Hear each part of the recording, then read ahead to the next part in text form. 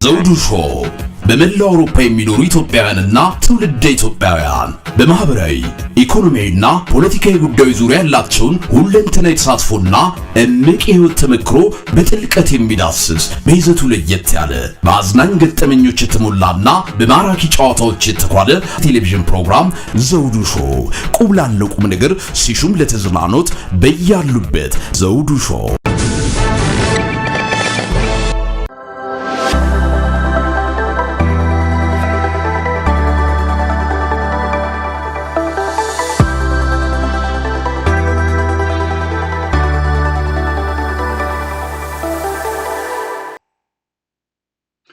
ሰላም ጤና ይስጥልን ክቡራን ተመልካቾቻችንና አድማጮቻችን፣ ዘውዱ መንግስቴ ነኝ ከዚህ ከአገር እንግሊዝ የዝግጅት ክፍላችን ከእናንተ ክቡራን ተመልካች አድማጮቻችን ጋር የምናደርገውን የቀጥታ ዝግጅት አሁን ጀምረናል።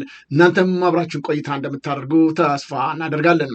የዘውዱ ሾው ሚዲያ ዜናዎችን በማቅረብ የሀገሪቱን ወቅታዊ ጉዳዮች በየጊዜውና በየወቅቱ እንደሚያስደምጥ ይታወቃል። በተጓዳኝም በተለይም ከአገሪቱ ተጨባጭ ሁኔታ ጋር በመነሳት እውቀቱ ልምዱ ያላቸውን ኢትዮጵያኖች በመጋበዝ ለእናንተ ተመልካች አድማጮቻችን የምናቀርበው መሆኑ የሚዘነጋ አይደለም።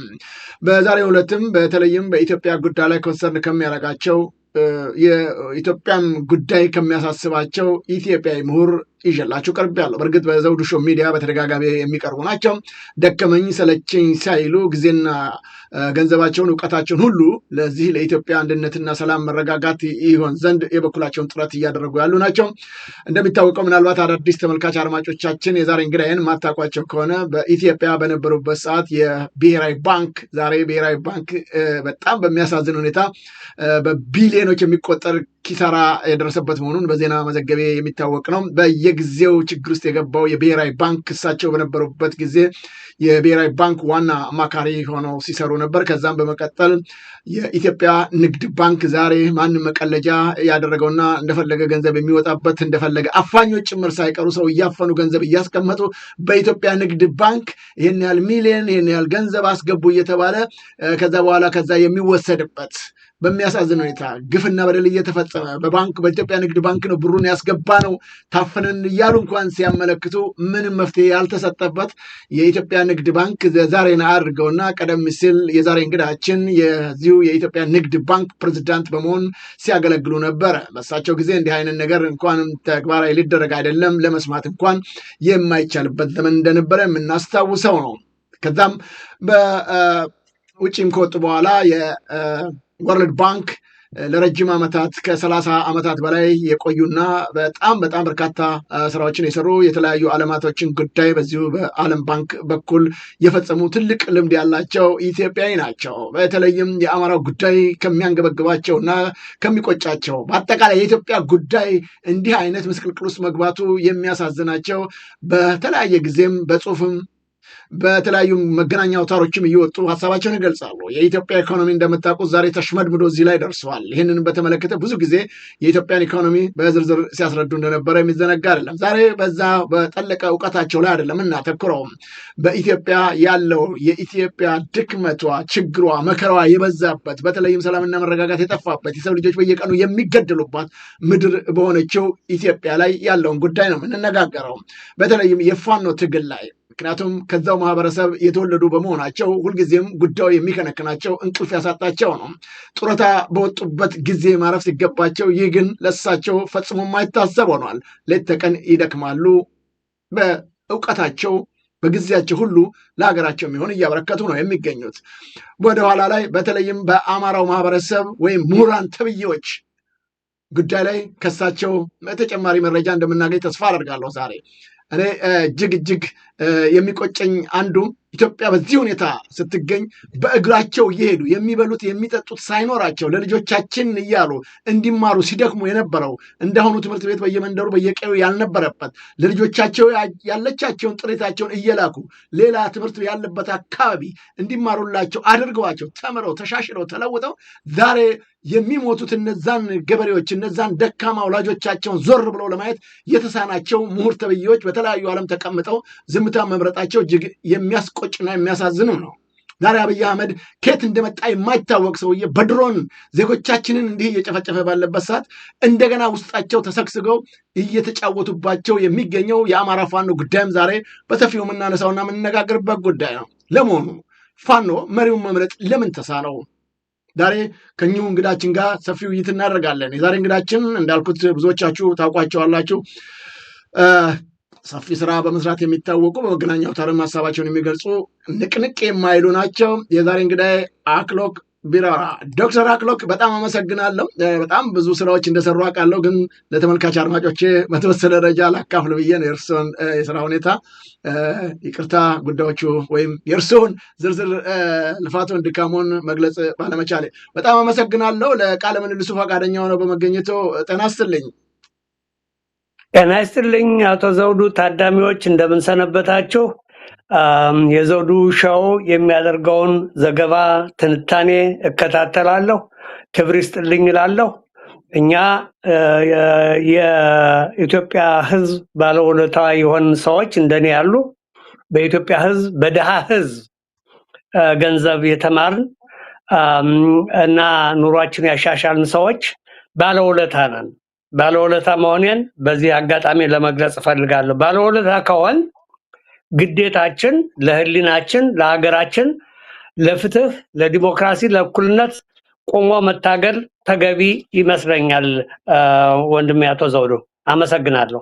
ከልብ አመሰግናለሁ ዶክተር። እውነት ነው፣ እርሶ የተጣሉበትን ኃላፊነትና ድርሻ የዜግነት ብቻ አይደለም፣ የኢትዮጵያዊነት ብቻ አይደለም፣ እንደ ሰው ፍጡር መደረግ ከሚገባው በላይ እየሰሩ ነውና እኛም በተመልካች አድማጮቼ በዘውዱ ሾው ሚዲያም ከልብ አመሰግናለሁ። እግዚአብሔር ይስጥልኝ ዶክተር። እንግዲህ ዛሬ ዋና የጋበዝኩት ነገር ሰሞኑን እንደሚያውቁት በዚህ በፋኖ ውስጥ ያሉት ምስቅልቅል ችግሮች ብዙዎችን እያሳዘነ አንገትም እያስደፋ ነው ያለው። እርሶም በጣም በርካታ ስራዎች ይሰራሉ። በሽምግልና ጉዳይ ላይ በጽሁፎቹም በሙሉም ነገር ያረፉበት ጊዜ የሎትም። እርሶም በጣም በዚህ ጉዳይ ላይ እንደተቆጩ እንዳዘኑም እረዳለሁ። እንደሚያውቁት በዚህ በአፋድ በኩል የሚሰሙት መረጃዎች ደግሞ እንዳዩት ነው። ማስረሻ ሰጤ ክዶ አገሩን ጥሎ የተጣለበትን ኃላፊነት በሙያው እስከ ካፒቴን እስከ መድረስ የደከመው የለፋው የዚህ የአማራ ማህበረሰብ ያስተማረው ጥሎት ዛሬ ይኸውና ብልጽግና ጉያ ውስጥ ተወሽቋል። ዶክተር እሱ ብቻ ነው የሚያሳዝነው፣ የገዛ ወንድሙን አስገድሎታል። መከላከያ ልኮ የት እንደተቀመጠ ምን ቦታ እንዳለ ጭምር በመጠቆም የገዛ ወንድሙ ላይ ጭምር ሳይቀር ጭካኔ የተሞላበት ለህሊናው ሳይሆን ለሆዱ ያደረ እንደነዚህ አይነት ሰዎች አማራ ለማለት በጣም የሚቀፍ ኢትዮጵያኖች ናቸው ለማለት በጣም በሚቀፍ ሁኔታ እየተሰራ ያለውን የሚያዩት ነው። በማስከተል ኮሎኔል ፋንታሁን ሞሀቤም እንደዚሁ እንግዲህ አቅሞ ደክሟቸው ጉልበታቸው የደከሙበትን ለዚህች ሀገር የወጡበት የወረዱበትን በተለይ ለአማራው ትግል ትልቅ አስተዋጽኦ ያበረከቱ በእስር ቤትም ችግርና መከራ ውስጥ የተቀመጡ ሰው አሁን ተመልሰው ወደ ብልጽግና የገቡበት ሁኔታ እያየነን ያለ ነው። እንደው እነዚህን ነገሮች ሲያስተውሉ የፋኖ አንድ አለመሆንና መጓተት እዚህ ደረጃ ላይ መድረሱን ሲያዩ ምንድን ነው የተሰማዎት? ምን እያሰቡ ነው? ወንድሜ አቶ ዘውዱ አሁን የጠየቅከው ጥያቄ ሁሉም ለህሊናው የሚያስብ ለአማራው ህዝብ ብቻ ሳይሆን ለኢትዮጵያ የወደፊት እድል የሚያስብ አማራም ያልሆነ ሁሉ ማሰብ ያለበት ሁኔታ ላይ ደርሰናል። ኢትዮጵያ ለመቀጠል የምትችለው ፍትህ፣ ዲሞክራሲ፣ እውነተኛ እኩልነት ሲኖር ብቻ ነው። የአንድ ዘውግ የበላይነት በተደጋጋሚ በጽሁፎቼ በመረጃ ተደግፌ እንዳቀረብኩት አሁንም የምደግመው በምንም አይነት የአንድ ዘውግ የበላይነት ኢትዮጵያን ሊያስቀጥላት አይችልም። ኢምፖሲብል፣ በፍጹም አይቻልም። ይህን ካልኩ በኋላ የአማራ ፋኖ ለራሱም ለእያንዳንዱ መሪ ህልውና ሲባል ለአማራው ህልውና ሲባል ከውህደት ከአንድነት ውጭ የሚያዋጣ ነገር በፍጹም ፈልጌ ለማግኘት አልቻልኩም። እርግጥ ነው ወንድሜ አቶ ዘውዱ እንደገለጽከው አንዳንድ ግለሰቦች የተቀደሰ ዓላማቸውን የአማራ ህልውናውን ትተው ወደ ብልጽግና መግባታቸው አላስደነቀኝም። የሚያስደንቀኝና የሚያስቸግረኝ ግን የአማራ ፋኖ ህዝባዊ ድርጅት የአማራ ፋኖ ብሔራዊ ኃይል ውህደት እጅግ በጣም አስፈላጊ በመሆኑ በዚያ ላይ በአሁኑ ወቅት እከሌ ይህንን ስልጣን ያዝ፣ እከሌ ይሾም፣ እከሌ ይውረድ የምንልበት ጊዜ አይደለም። ያ ከሆነ ትግሉን ልንወጣው አንችልም፣ በምንም ልንወጣው አንችልም። የጠላት ኃይል በድሮን በታንክ በሞርታር በየቀኑ የሚሞቱትን ህፃናት የሚሞቱትን እናቶች እህቶች የሚደፈሩትን እህቶች ማየት ያስፈልጋል። ታላቁ ስዕል በኢትዮጵያ ውስጥ ያለው ስዕል ምንድን ነው ብዬ ራሴን ስጠይቅ ይህች የተቀደሰች ታሪክ የነበራት ሀገር አሁን ታሪኳ ሁሉ እየጠፋ ነው። ተማርካለች። ማን ነው የማረካት? ማን ነው ኢኮኖሚውን የማረከው? ባንኮችን ስታነሳ ነበር። ብሔራዊ ባንክ አንድ ማዕከላዊ ባንክ የከሰረባቸው ሀገሮች መካከል እንደው ተፈልጎ ቢጠየቅ የትኛው ሀገር ነው ብሔራዊ ባንክ ማዕከላዊ ባንክ ሪዘርቭ ባንክ ሊከስር የቻለው ብለን ብንጠይቅ የኢትዮጵያ ብሔራዊ ባንክ ነው የከሰረው። አከሰራት ማለት ኢትዮጵያን አዋረዳት ማለት ነው። እያንዳንዱ ባንክ ቦርዱ በአንድ ዘውግ እንደተያዘ አውቃለሁ። ይህን የማውቅበት ምክንያት መረጃዎች ብቻ ሳይሆኑ በአካልም ሂጄ ባየሁበት ጊዜ ብሔራዊ ንግድ ባንክ እመራው የነበረ ባንክ ነው። ወደዚያ ባንክ ሂጄ ነበር። ቋንቋው ሁሉ እየተለወጠ አየሁት። እንዴት ነው? ብሔራዊ የሆነ ቋንቋ አለ አማርኛ የሚባል እንዴት ነው አገልግሎት የሚሰጠው? እንዴት ነው? የቦርዱ ምንድን ነው? የቦርዱ አባላት እነማን ናቸው? በችሎታቸው፣ በእውቀታቸው፣ በአገር ወዳድነታቸው የተመረጡ ናቸው የሚለውን ሁሉ ጠይቄ ነበር። የተረዳሁት ነገር ቢኖር ዋናው መርህ ዋናው አጀንዳ የኢትዮጵያን ዘላቂነት ሳይሆን የህዝቧን ደህንነት ሳይሆን የህዝቧን እኩልነት ሳይሆን የህዝቧን ፍትህ ሳይሆን የአንድ ዘውግ የበላይነትን የሚያቀናቅንና የሚያቀናጅና የሚያካሄድ አገዛዝ ሆኖ ነው ያገኘሁት። ስለዚህ በዚህ ወቅት ወደ ፋኖ የሚወስደኝ ምንድነው? ፋኖ ያለው አማራጭ አንድ ብቻ ነው። ይኸውም ያለው አማራጭ ምንድነው? በውህደት ችሎታ ያላቸውን ግለሰቦች መርጦ እከሌ በሚሊተሪው፣ እከሌ በፖለቲካው፣ እከሌ በውጭ ጉዳዩ፣ እከሌ በሚዲያው፣ እከሌ በዚህ ልዩ ባለሙያዎች አሉ። ባለሙያዎች እኮ አማራ እኮ የህዝብ ድሃ አይደለም። ድህነቱ ምንድነው? የአማራ ኢሊት የሚባልም የለም። ሪሊ ወንድሜ አቶ ዘውዱ ኢሊት እኮ የሚባለው በጋራ የሚሰራ ነው። አስተሳሰቡ አንድ የሆነ ነው ኢሊት የሚባለው። የትግራይ ኢሊት አለ፣ በአንድ መስመር የሚሰራ ነው። የትግራይን ህዝብ ጥቅም የህወሓትን ጥቅም የሚያስተጋባ። የኦሮሞም ኢሊት አንድ ነው፣ አንድ ወጥ ነው። ኢሊት ሊባል ይገባዋል። ምክንያቱም ኮመን የሆነ አጀንዳ አለው፣ የጋራ አጀንዳ አለው። በጣም የሚያሳዝነኝ በጣም የሚያስጨንቀኝና በጣም የምተቸው ምንድነው? የአማራ ምሁር ብዛት ኑሮት አንድ ወጥ ያልሆነበት ምክንያት ምንድነው? ዋይ ለምን? በየቀኑ የሚሞቱትን ህፃናት የሚዋረዱትን እህቶቻችንና እናቶቻችን ብናያቸው በአማራው ላይ የተካሄደውን በአዲስ አበባ ብቻ የተካሄደውን የብሔር ማጽዳት ዘመቻ በኮሪዶር ልማት ዙሪያ ብናየው የአማራው ህዝብ ከፖለቲካውም እንዲገለል ተደርጓል። ከኢኮኖሚውም ባዶ እንዲሆን ራቁቱን ድሃ እንዲሆን ተደርጓል። በተከታታይ በድሮን በየቀኑ በየቀኑ የትኛው ሀገር ነው እንጂ አንድ ማዕከላዊ መንግስት የራሱን ህዝብ በድሮን የሚያጠቃው? የሚጠቃው ማን ነው? የኦሮሞ ህዝብ አልተበደለም ማለት አይደለም። እዚህ ላይ የኦሮሞ ህዝብም እየተበደለ ነው። ብዙ ተቋማት፣ ብዙ ትምህርት ቤቶች፣ ብዙ ኢንዱስትሪዎች ወድመዋል። ግን በብሔር ደረጃ በዘውግ ደረጃ ኢላማ የሆነ ህዝብ ማን ነው ብዬ ራሴን ስጠይቅ ኢላማ የሆነው የአማራ ህዝብ ነው። የአማራ ህዝብ ራቁትን እንዲቀር ብቻ ሳይሆን በህልውናው ላይ እጅግ በጣም የከፋ አደጋ ተጋርጦበታል። ይሄ ከተጋረጠበት የአማራ ፋኖ ወጣት ትውልድ ነው በአብዛኛው የሚታገለው ኃይል። እኔ እንደማውቀው ከሆነ ስታቲስቲካል ዳታውም ዲሞግራፊክ ዳታውም የሚያሳየው ያ ነው።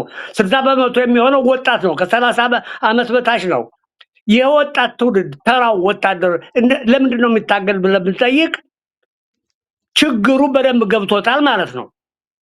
ስለዚህ የሚያስፈልገው ምንድን ነው ብዬ ራሴን ስጠይቅ አንድ ጠንካራ የሆነ ድርጅት ያስፈልጋል።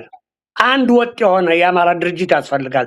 አንድ አማራ እንጂ ሁለት የአማራ ፋኖ ሊኖር አይችልም። ጠንካራ የሆነ በእውቀት የዳበረ ችሎታ ያለው አመራር ያስፈልገዋል። አቶ ዘውዱ አሁን እንደው ፖዚቲቭን እንየው። ፖዚቲቭን ስመለከተው አብይ አህመድ ያሰማራው የጦር ኃይል እየተማረከ ነው። በየቀኑ ያሰለጥናል። በየቀኑ ወደ ጦር አውድማው ይልከዋል። በየቀኑ ይማረካል። የሚማርክ ቡድን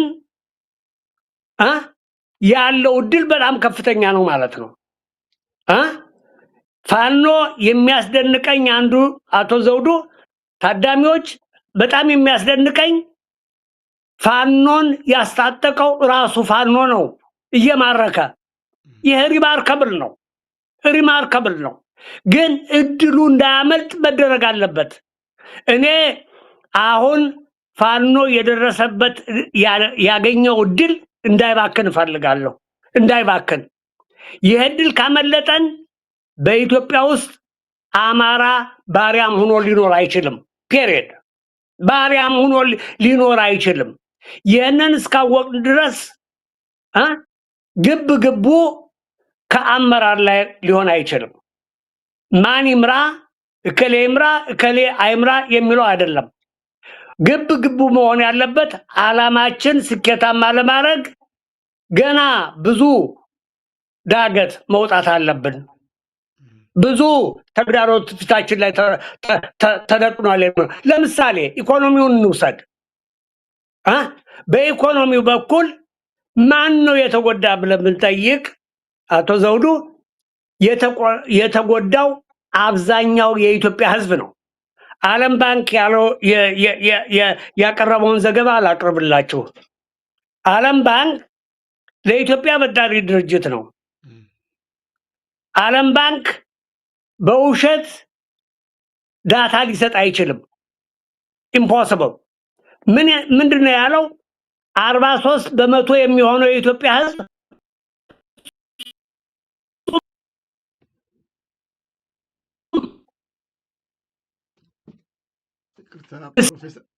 እየተቆራረጠ ነው ትንሽ ድሃ የድህነቱ መጠን እንደውም ከዚያ በላይ ነው። 76% የሚሆነው በትምህርት፣ በጤና አገልግሎት፣ በምግብ ወዘተ፣ በውሃ፣ በመጠለያ አቅርቦት በኩል ድሃ ነው ይላል። ቮነራብል ነው ይላል።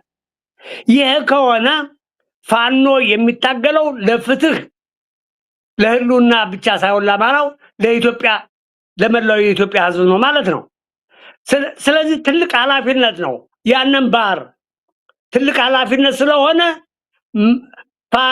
የፋኖ ሰዎች መሪዎች በጥቃቅን ነገር እጃቸው ከታሰረ የሚያሸንፈው የኦህዴድ ብልጽግና መንግስት ነው ማለት ነው። ስለዚህ በአንድ በኩል እየማረከ በሌላ በኩል ራሱን የሚጎዳበት ምክንያት በፍጹም ሊገባኝ አልቻለም። እዚህ ላይ ምሁራን አማራ ምሁራን ቢኖሩ እንደ አንደበት ኑሯቸው ካሉበት መቀመቅ ትራፕ ብንወጣ ሁላችንም እኔንም ጨምሮ ምንድነው ማድረግ ያለብን? እባካችሁ ጥቃቅን ነገሮች ላይ አታተኩሩ። ያላችሁ እድል በጣም ከፍተኛ ነው። ኤክስፔክቴሽኑ በህዝብ በኩል ያለው ኤክስፔክቴሽን በጣም ሃይ ነው። አማራው ብቻ ሳይሆን ጋሞውም አኛውኩም ጉራጌውም ትግራዩም እናንተን እንደ ሞዴል ያያቸዋል። ስር ነቀል የሆነ ለውጥ እንደምታመጡ ኤክስፔክት ያደርጋል። ይሄ ከሆነ እናንተ በጥቃቅን ጉዳዮች ላይ ማተኮራችሁን ማቆም ይኖርባችኋል። በተጨማሪ ደግሞ ለምሳሌ ቅድም እጃቸውን የሰጡ ግለሰቦችን ጠቅሰሃል። እጅ በሚሰጥበት ጊዜ አንድ ሰው በበሽታም ሊሆን ይችላል። ግን በበሽታ ተያዘ የበሽታ ህመም አለበት በሚባልበት ጊዜ በነፃነት እየታመሙ መሞት ይሻላል ወይስ በባርነት ራስ ማጋለጥ ይሻላል የሚለውን ጥያቄ ላቀርብ ፈልጋለሁ። እኔ ብሆን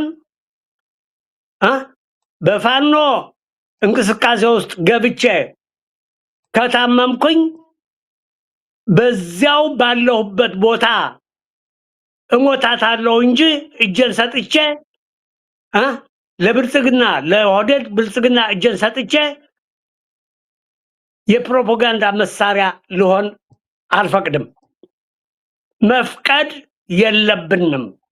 ምክንያቱም የአብይ ጦር ሰራዊት የአብይ መንግስት አገዛዝ የሚያደርገው አማራው እርስ በርሱ እንዲባላ፣ እንዲናከስ፣ እንዳይተማመን፣ እንዲገዳደል ማድረግ ነው እና ይሄንን ደግሞ ሪጀክት ማድረግ ያለበት የፋኖ አመራር ነው ላለሁ። አመሰግናለሁ።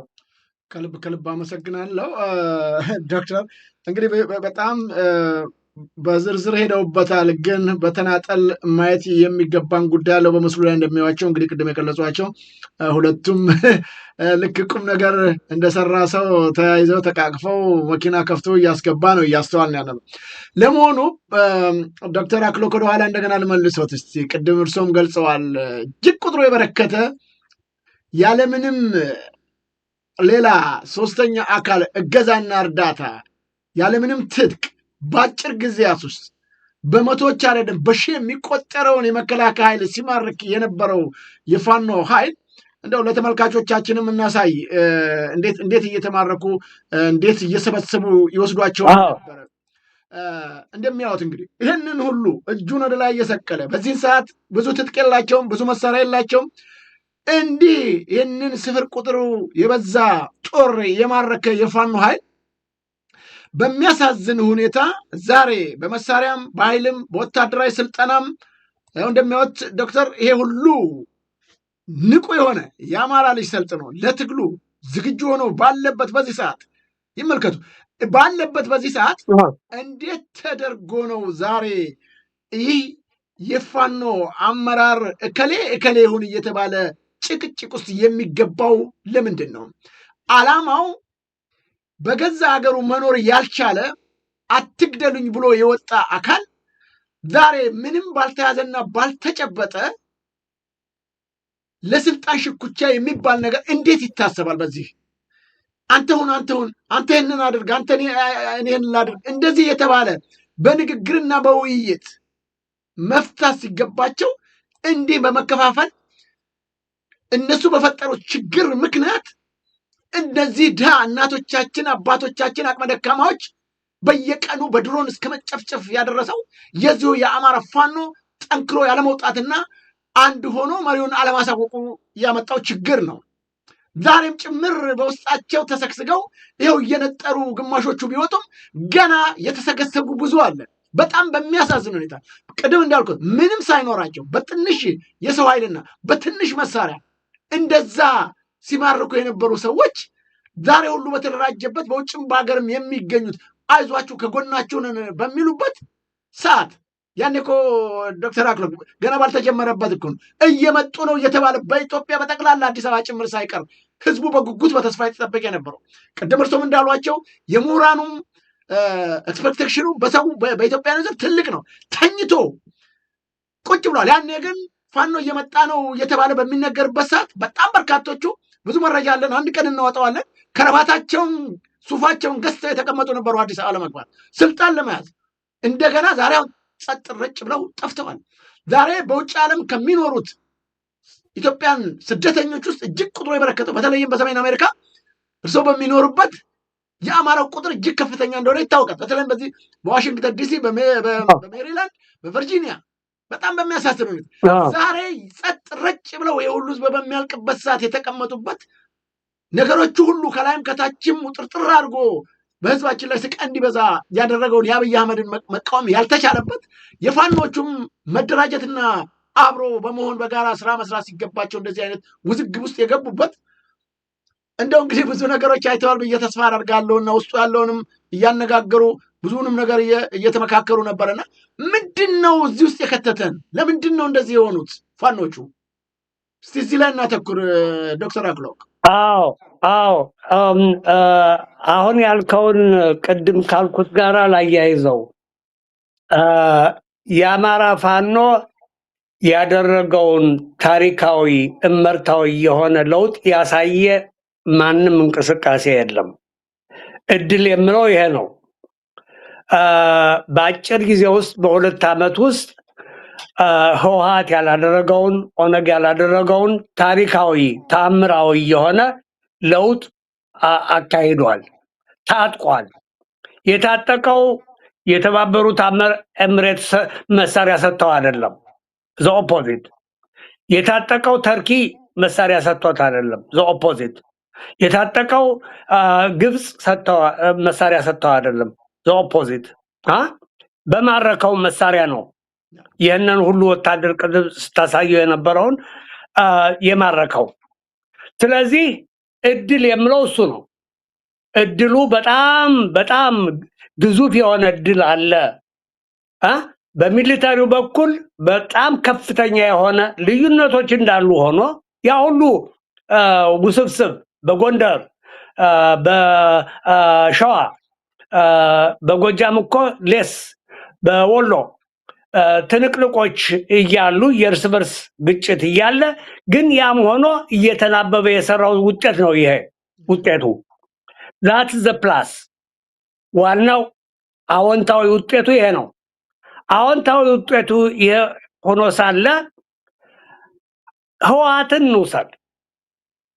መለስ ዜናዊ የሚባል መሪ እናውቅ ነበር ስልጣን ከመያዛቸው በፊት።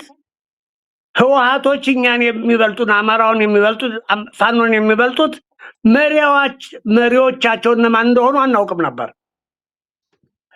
መሪህን በውስጥ ተንከብከበህ ትይዘዋለህ እንጂ እከሌ መሪ ነው ብለህ እከሌ ይመራናል ብለህ በይፋ አትወጣም።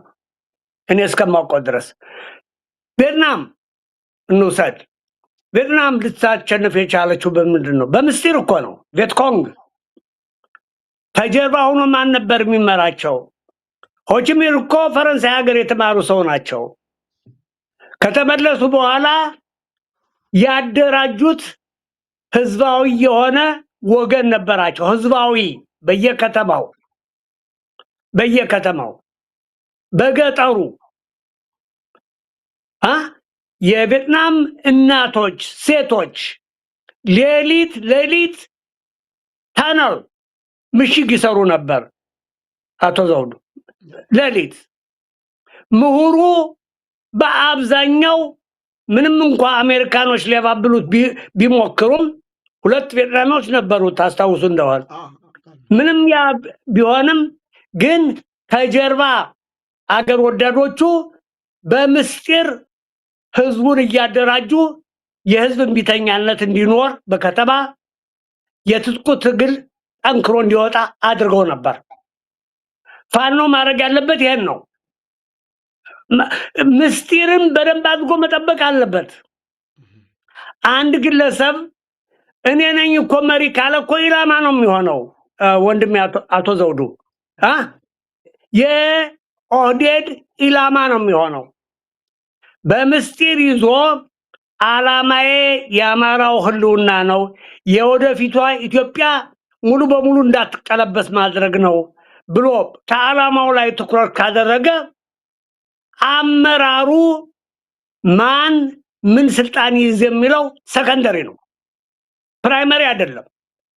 አሁን እኮ ግቡን የማይገባኝ ጎንደሬዎችን በተደጋጋሚ የምነግራቸውን ልናገር ከነሱ ጋራ ብዙ ውይይት ስለማድረግ ነው ጎንደር የምለው እንጂ ጎንደሬ ስለሆንኩ አይደለም። ግን የምነግራቸው ከዓላማ ላይ ጽናት ይኑራችሁ።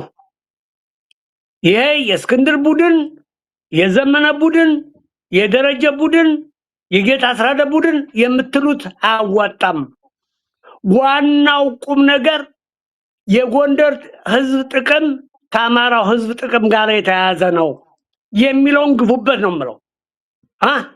ያን ካደረግን ትግሉ የሁሉና ትግል ድንበር አይለይም፣ ጾታ አይለይም፣ ሃይማኖት አይለይም። ሙስሊሙም አብሮ ይዋጋል። ስለዚህ ዋናው ላሰምርበት የምፈልገው ምንድነው? ድርጅታዊ ጥንካሬ ብቻ ነው ሊያዋጣን የሚችለው። የአመራር ሽሚያ አይደለም። አቶ ዘውዱ የአመራር ሽሚያ ከሆነ ተበልተናል፣ እንበላለን። የአመራር ሽሚያ ከሆነ አብይ እኮ እኔ ብቻ ነኝ የምመራችሁ እያለን ነው አይደለም? በአማራ ፋኖ ውስጥ ደግሞ እኔ ብቻ ነኝ የምመራ የሚል ሰው ሊያዋጣን አይችልም። ሊያዋጣን የሚችለው ህዝባዊ አመጽ ስለሆነ የቪየትናም ህዝብ ታላቁን አሜሪካን ሊያሸንፍ የቻለው እንዴት ነው? ውስጥ ለውስጥ በተሰራው ስትራቴጂክ በሆነ አወቃቀር አደረጃጀት ህዝባዊ መሰረቱ በየከተማው በየመንደሩ በየገጠር እንትኑ ሌላው ቀርቶ ገበሬዎች በደንብ ኦርጋናይዝድ ሆኖ ምግብ ያቀርባሉ፣ መውጫ መግቢያውን በደንብ ያስረዳሉ። የአማራው ህዝብ እኮ እንደዚያ ነው። አማራ ፋኖ እኮ ዋናው መሰረቱ ህዝቡ ነው። ህዝቡ ባይደግፈው ኑሮ እስካሁን ድረስ ኮላፕስ ያደርግ ነበር። ስለዚህ ግዴታው ለህዝቡ ነው። ግዴታው ለአማራው ህዝብ፣ በተጨማሪ ደግሞ ለኢትዮጵያ ህዝብ፣ በተጨማሪ ደግሞ ለኢትዮጵያ ነው። ያ እስከሆነ ድረስ የስልጣን አምልኮ ያስበላናል የሚል እምነት ነው ያለኝ። አቶ ዘውዱ የስልጣን አምልኮ አንድ ጊዜ ትዝ ይለኛል፣ በደርግ ጊዜ በየፌርማታው ጸረ አብዮታዊ እየተራገፈ ይሄዳል ይሉ ነበር። በዚህም በፋኖም እንቅስቃሴ በየፌርማታው የሚወጣ ሰው ይኖራል። ግን ኮሩ ዋናው መሰረቱ ሰራዊቱ በአንድነት ለመስራት እንደሚፈልግ አውቃለሁ፣ አምናለሁ። እባካችሁ አታስበሉን፣ እባካችሁ አታስጨፍጭፉን። የአማራው ህዝብ እንዳይሰለች ከፈለግ ድርጅታዊ ጥንካሬያችንን መቅደም አለበት። ስልታችን የሚሊተሪ ስልታችን መቀየር አለበት። ሌላውንም ጸረ አብይ የሆነ አካል ቀስ በቀስ ወደኛ እንዲመጣ ማድረግ ይኖርብናል። ምክንያቱም አልትበት ጎላችን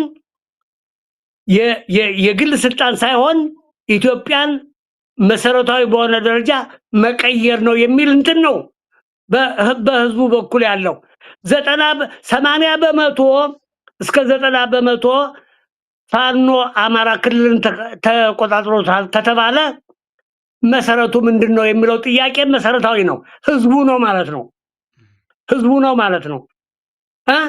በየአካባቢው አሁን እኮ የአብይ አህመድ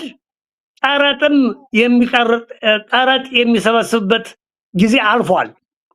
ቀረጥ ለመሰብሰብ የሚችለው በ80% የሚሆነውን አካባቢ ከያዘው 80% የሚሆነውን ረቨኒው ለማግኘት የሚችለው ፋኖ ነው ማለት ነው አይደለም? ያ በስልት መደረግ አለበት። እንዲሁ ዝም ብሎ ልዝረፍ ማለት አይደለም። ግን አግባብ ባለው መልክ አስተዳደሩን እየቀየረ አስተዳደሩን እየያዘ የበላይነቱን እየያዘ የራሱን መሪዎች እየመረጠ ህዝቡ ባለቤት ሆኖ ፋኖ የብልጽግና መንግስት እየተካ እንዲሄድ ማድረግ ይኖርበታል። ያለ ማድረግ እድል አለን። የእድል ካመለጠን ግን ቅድም ያልኩትን ደግመዋለሁ፣ ባሪያም ሆነን ለመኖር አንችልም። ምክንያቱም የአብይ መንግስት አገሪቱን ሽጧታል። አትጠራጠሩ። ለማን ነው የሸጣት ብለን እንጠይቅ። ለተባበሩ መሬት ሽጧታል ሙሉ በሙሉ። በቀደም ዕለት በአንተ ሻው ፕሮፌሰር መሐመድ ሐሰን የተናገሩትን ሙሉ በሙሉ ደግፋለሁ፣ እጋራለሁ። ይህችን ሀገር ሙሉ በሙሉ ሽጧታል አብይ። አብይ የውጭ ኃይል አሽከር እንጂ የኢትዮጵያ ህዝብ አገልጋይ አይደለም። ችግሩ የኤትኒክ ፌደራል ሲስተም ችግሩ ምንድነው? አንድ ዘውግ የበላይነቱን ይዛለው ካለ 80 እስከ 90 የሚሆን ብሔረሰብ በሚኖርበት ሀገር አንድ ብሔር የበላይነቱን ሊይዝ አይችልም። ኢምፖሲብል። የዘላለም ጦርነት ብቻ ነው ኢትዮጵያ ውስጥ ሊከሰት የሚችለው። አቶ ዘውዱ እንግዲህ እዚህ ላይ አደራ የምለው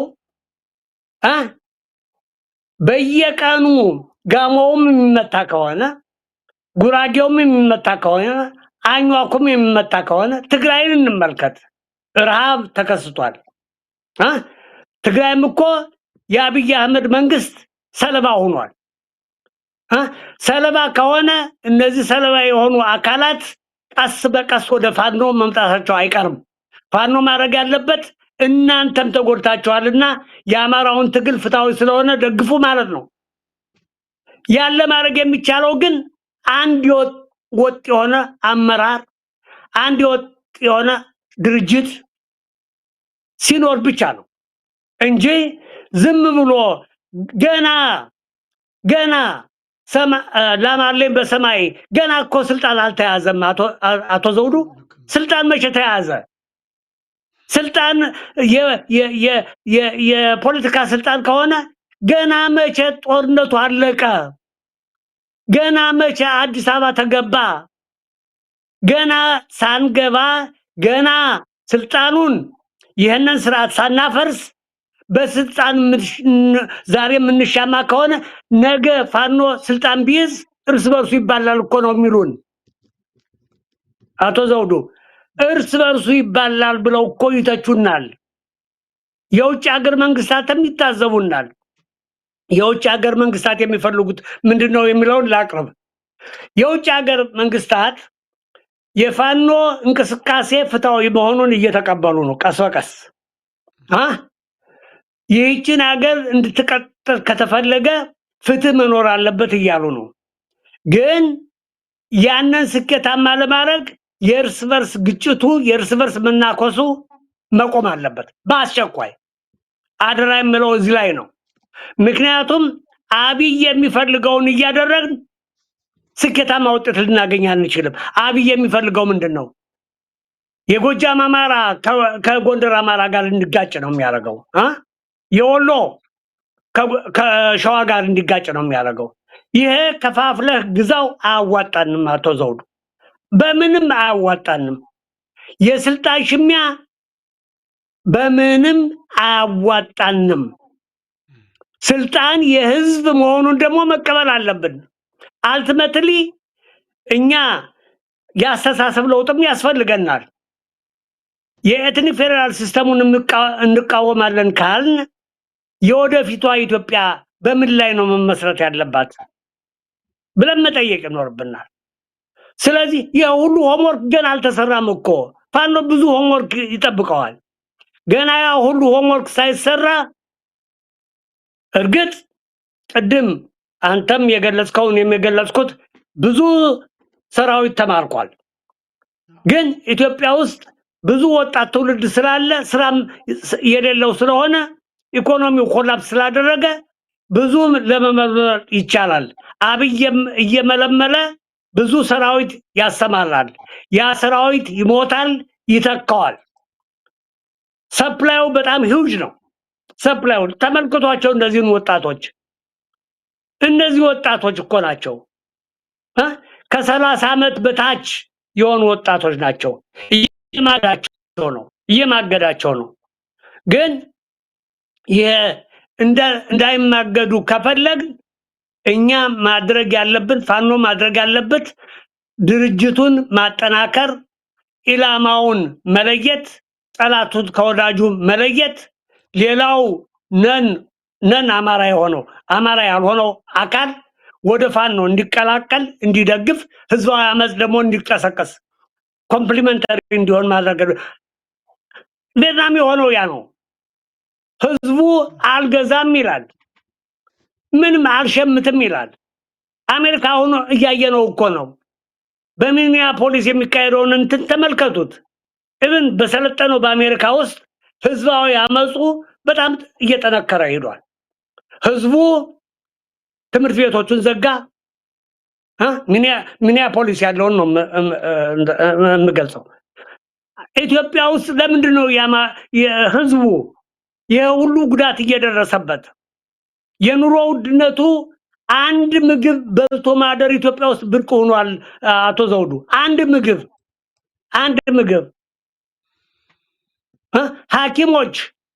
ሐኪሞች የሚያገኙትን ደሞዝ ተመልክተናል እኮ። ሐኪሞች የሚያገኙት ደሞዝ ለምግብ አይበቃቸውም። ጀነራሎች ግን የአብይ ጀነራሎች በአንድ ሰርግ ማአት ሚሊዮን ብር ያፈሳሉ። ተመልከቱት ያለውን ሂውጅ ጋፕ፣ ያለውን የኑሮ ልዩነት ተመልከቱት። ማን ነው በልቶ የሚያድር? ማን ነው ሆዱ ሞልቶ የሚያድር? ተራው ህዝብ አይደለም። ጀነራሎቹ ግን ሆዳቸው ከመሙላቱም በላይ ብዙ አሴት ጋዘር አድርገዋል። ብዙ በዱባይ ሄደው ሊታከሙ ይችላሉ ሕክምና ሲፈልጉ። ቻይና ሊሄዱ ይችላሉ፣ ሳውዝ አፍሪካ ለመሄድ ይችላሉ። ተራው ህዝብ ግን አይችልም። በልቶ ማደር የማይችል ህዝብ እየፈጠረ ነው። ድህነትን መሳሪያ ያደረገ መንግስት ነው የምናወራው እኮ።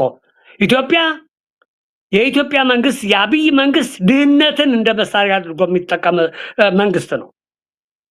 አገርን ለውጭ ሀያልም እኮ ልትባል አትችልም። ምን ዱባይ ትንሽ ሀገር እኮ ናት፣ በዘይት የሰከረች ብዙ ኢንካም ያላት ሀገር ስለሆነች ነው እንጂ ታላቅ ሀገር አይደለችም። ግን በየአካባቢው የምታደርገውን እንመልከት። ፕሮፌሰር መሐመድ ሐሰን እንደተናገሩት ምንድነው የምታደርገው? ሱዳን ትሄዳለች። ሁለቱን ሀያል ተዋጊዎች እንዲከፋፈሉና ሱዳን እንድትፈርስ በማድረግ ላይ የመን፣ ሶማሊያ፣ ኢትዮጵያ ውስጥ የምታደርገው ምንድነው? አብይ ተላላኪ ነው። ለኔ አገር ወዳድ አይደለም። አገር ወዳድ የሆነ ሰው ህዝቡን በድሮን አይመታም። አገር ወዳድ የሆነ ሰው ሀብቱን፣ ጥሪቱን፣ መሬቱን ለውጭ ሀገር መንግስት አይሰጥም። ኢምፖሲብል። ፋኖ ማድረግ ያለበት ይህን እያጋለጠ እኛም አለን እንደግፋለን፣ እያጋለጠ ሌላው የኢትዮጵያ ህዝብ ፋኖን እንዲደግፍ ማድረግ አለበት። ይህ የስልጣን ሽሚያ ግን በምንም አያዋጣም። እከሌ ጎንደሬ ነው ይሾም፣ እከሌ ጎጃሜ ነው ይሾም። ኖ፣ የህልውና ጥያቄ የሚጠይቀው ህልውና ሲባል እኮ አማራ ወለጋም ይኑር፣ ሐረር፣ አዲስ አበባ ይኑር፣ አማራ ክልል ኢላማ ነው። ኢላማ ከሆነ ዋናው ትኩረታችን መሆን ያለበት አቶ ዘውዱ ከዓላማችን ላይ ነው እንጂ ከስልጣን ሽሚያው ላይ አይደለም። ይህን አሰምርበታለሁ። ምሁራንም ማድረግ ያለባቸው ዝም ብሎ አድርባይነት መቆም አለበት። አድርባይነት ስል ምንድነው? አይ ግድ የለም እከሌ ይሁን እንዴ።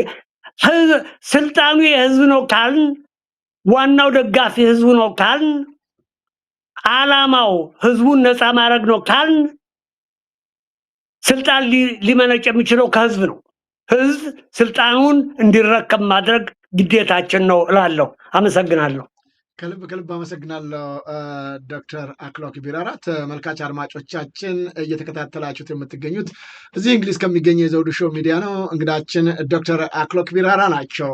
እንግዲህ በኢትዮጵያ ጉዳይ ላይ ጥልቅ እውቀት ያላቸው በተለይ በኢኮኖሚው ላይ ያለው የኢትዮጵያንም ብቻ አይደለም የዓለምን ጠንቅቀው የሚያውቁ በሙያቸው ረጅም ዓመት ያገለገሉ በዓለም ባንክም እንዳልኳችሁ ከ30 ዓመታት በላይ ቆይታ ያደረጉ የኢትዮጵያ ንግድ ባንክ ፕሬዝዳንት የነበሩ የብሔራዊ ባንክም ልዩ አማካሪ የነበሩ ዛሬ የአማራው ጉዳይ ከንክኗቸው የኢትዮጵያ ጉዳይ ጨንቋቸው እሳቸው በነበሩበት ሰዓት የነበረችው ኢትዮጵያ እንዲህ ከስራ ሲያዩ እጅግ በመቆጨት ሀሳባቸውን እያካፈሉ ነው ያሉት። እንግዲህ ተመልካች አድማጮቻችንም ከዝግጅቶቻችን ጋር እየተከታተላችሁ ላላችሁ ትልቅ አክብሮት አለን።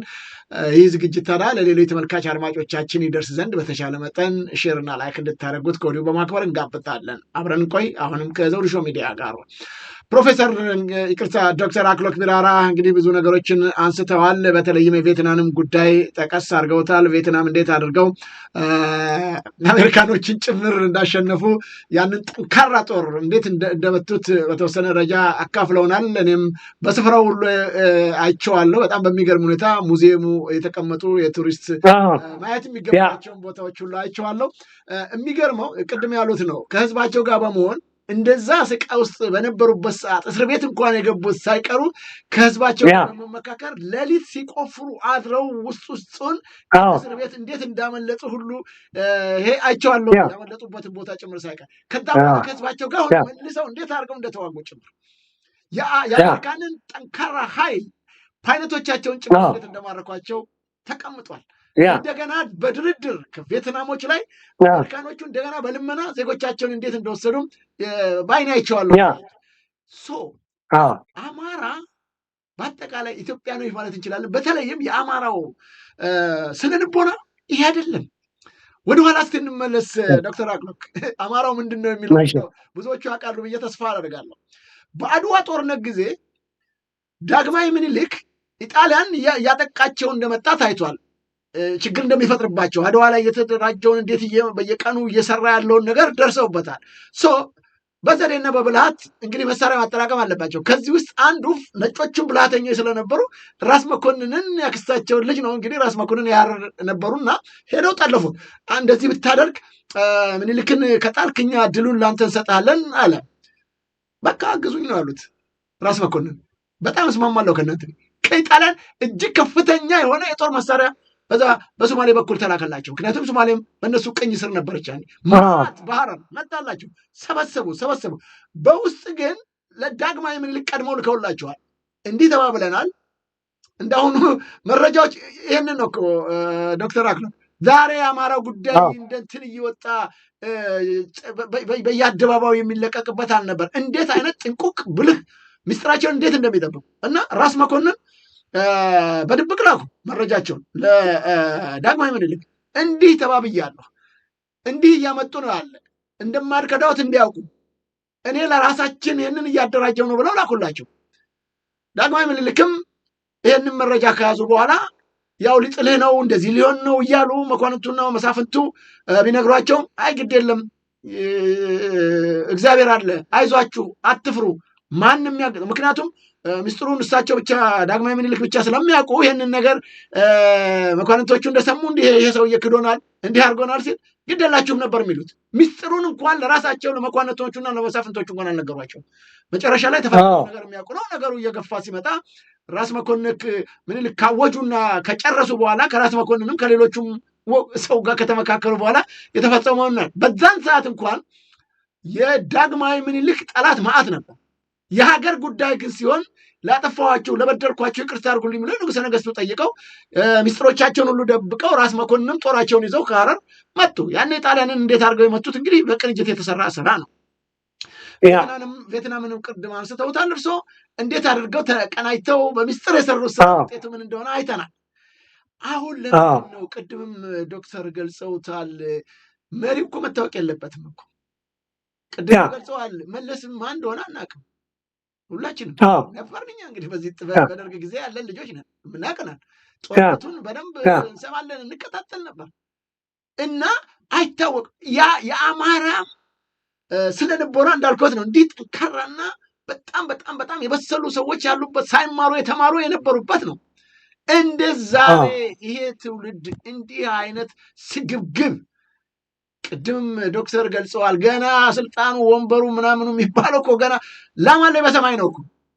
በሌለበት ሽኩቻ ውስጥ ለምን ይገባሉ? አሁንም ደግሜ ወደዛ ነው የምመጣው። ቅድም የጎንደርን ጉዳይ አንስተውልኛል። እንደ ከዚህ በኋላ በጣም በጣም ማወቅ የሚገባውን ህዝቡ እንዲያውቅ የምንገልጸዋለን፣ ማወቅ የማይገባውን አንገልጽም። በስራችን አጋጣሚ ከብዙዎቹ አካላት ጋር እንነጋገራለን። እርሶም በስራው አጋጣሚ ከብዙዎቹ ጋር ይገናኛሉ። ስለዚህ አሁን ይህንን በተመለከተ የጎንደርን እንደሚያስታውሱት ነው። ተከበዋል። በዛን ወቅት ዙሪያቸውን 15 ኪሎ ሜትር ርቀት ላይ የነበረ እንዴት እንደተሰበሰበው እንኳን ተከታትለው መጥተው አፈኗቸው ሊጨርሷቸው ሲሉ ተስማምተው ጨርሰው አልቆ መጨረሻ ላይ ሚስጥሩ ወጥቶ ያንን ጠላት ሁለቱ በዚህም በዛም በእስክንድርም በኩል ያለው በነዘመንም ግሩፕ ያለው የአማራ ፋኖ ብሔራዊ ኃይልና የአማራ ፋኖ ህዝባዊ ድርጅቶች የተለያዩ ታርቀው ተሰባሉ። እራት በልተናሉ፣ ሻይ እየጠጣን እያለን ነው የከበቡናሉ። እንደን አውቶማቲካሊ ሁለቱም ትእዛዝ ሰጥተው ለየጦራቸው የዚህም የዛም ተዋግተው ያንን የመከላከያ እንዴት ድባቅ አድርገው መጥተው ከበባ እንደወጡ ገልጸውልናል። ምን በላው የት አለ? ውጤቱ አልታወቀም እስካሁን። አያችሁ እንግዲህ እንዳልኮት ነው። መግለጽ የማይፈለገውን ነገር ልንገልጽ አልችልም። በሚያሳዝን ሁኔታ ይኸው ተንጠልጥሎ ቁጭ ብሏል። ለምን አሁንም የምሎት የአማራው ስነ ልቦና አይደለምና አሁን ላለው ትውልድ አሁንም ትግሉ ላይ እየደከመ ላለው በውስጥም በውጭም የሚገኘው በተለይ የአማራው ማህበረሰብ ይሄ ትግል ጠንክሮ የኢትዮጵያ ስቃይና መከራ እንዲቆም በተለይም የአማራ መከራና ስቃይ እንዲቆም ምን መደረግ አለበት ይላሉ? አዎ አሁን እኮ ያልከው አቶ ዘውዱ ካልከው ሪሊ ብዙም ለመጨመር አልችልም። እኔ በጣም የሚያሳስበኝ አሁን ጎንደርን ብንወስድ እንደ አካባቢ ስትራቴጂክ ስለሆነ ነው። ጎንደር ለሱዳን ያዋስናል፣ ለኤርትራ ያዋስናል። ይሄ ስትራቴጂክ ቦታ ነው። የወልቃይት ጥያቄ ለእኔ የሁሉም የአማራ ጥያቄ ነው፣ የሁሉም የኢትዮጵያ ጥያቄ ነው። ምንም የሚያከራክር አይመስለኝም። የጎንደር አንድነት ለአማራው መሰረት ነው የሚል አቋም ነው ያለኝ። መሰረት ነው።